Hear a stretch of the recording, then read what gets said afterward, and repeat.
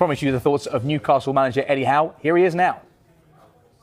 I know you've spoken at length in recent weeks about Alexander Isak and his situation. As we talk now, what is the latest with him, and has anything changed this week? No, there's been no change to the situation.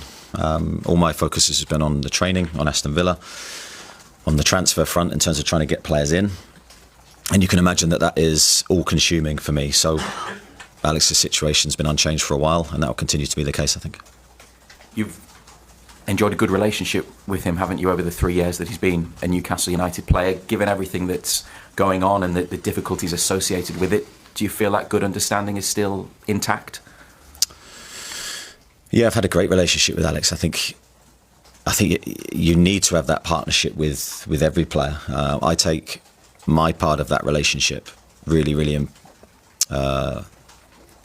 importantly. I think in the respect that I have to work really closely with the player to his benefit, to try and improve them, to try and help them, to try and educate them, sometimes console them.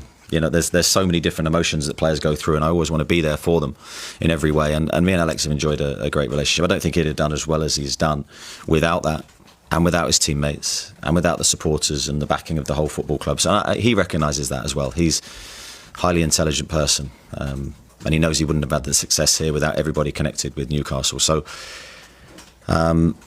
this is a different moment for him and for us, and we're working through that together. Last question from me. To what extent do you feel this has had an impact on the other players in their preparations, because they know they're not going to be playing alongside one of the best strikers around and somebody who's been a great teammate for them over the last few seasons? Certainly early pre-season, I haven't shied away from the fact that was a difficult period for the players, for us, because any change is always difficult to react to. And I think you could see a bit of in some of our early pre-season performances. But I think the players are really strong mentally. They're a really tight group. They've really come together in the latter stages of pre-season. The mood's been good, the spirit's been good, the performances have been better. So although it's not ideal, and we know that, I think the group's reacted really well.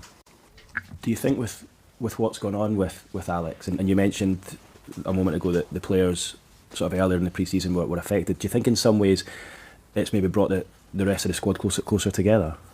I think sometimes these things can have that effect. I think we were really close anyway. I don't know if I could necessarily sit here and look you in the eye and say it's brought us closer together, but I do think sometimes these things can happen and it can unify you in a way that you didn't know possible.